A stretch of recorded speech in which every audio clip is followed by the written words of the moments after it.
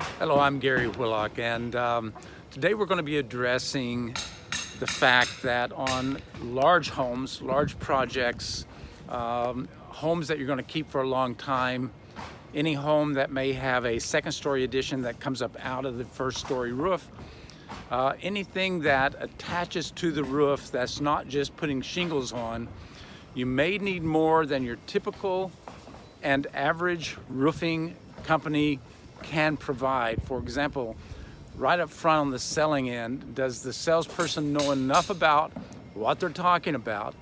Do they have the crews available? Do they have the training? Do they have the expertise? Do they have a way of supervising something other than just putting shingles on? And what I have experienced is most do not.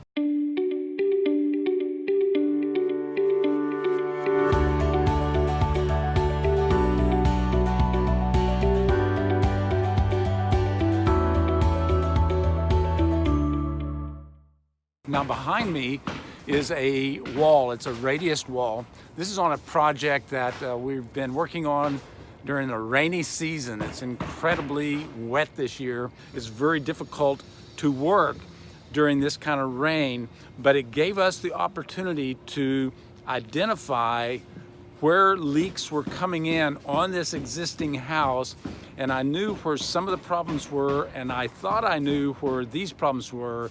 And as it turned out, I did. And it makes me feel pretty good. There's actually a wall right here behind me. Now I'm standing up at the ridge of this, and this is the entry wall. It's a radius wall that goes way around, as you can see. And right here you see this Summit 60 on top of the rock. Now this is some beautiful stonework that is in place here. Let me go down a little bit further, and this is some incredibly beautiful stonework that they've managed to work into this. And right below it is stucco.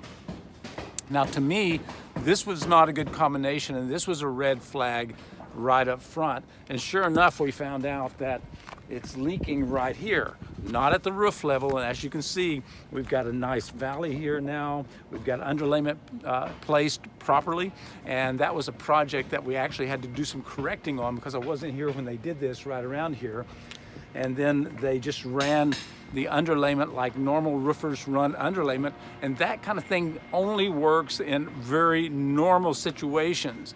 So if you have abnormal situations, chimneys, walls, blind valleys, transitions, these kind of things require some engineering and some know-how how to do.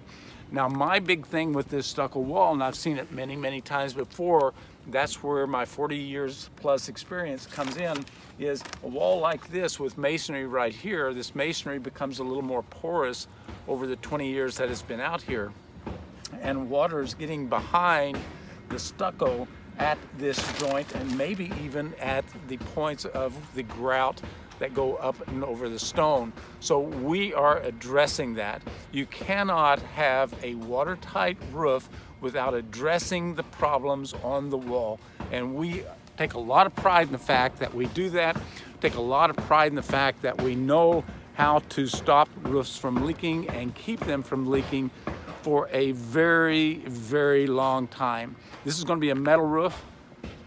You can see that we've got a frame system over the ice and water shield underlayment. That is for venting, so this will be a vented roof. This is a lifetime house for somebody. They are planning to be here very, very long term. And so we're building a roof that should last 50 years. It's a metal roof, vented, that helps keep it cool inside, keeps the utility bills down, helps save energy. Most people that build homes like this have the money, they can afford to put the money in up front, knowing that they're going to help save energy long term. Energy bills will keep going up, and that's a part of what we do. We help people build a roof that's built to last. Do it once, do it right, and you never have to come back to deal with it for the life of the roof. We expect 50 years out of this roof.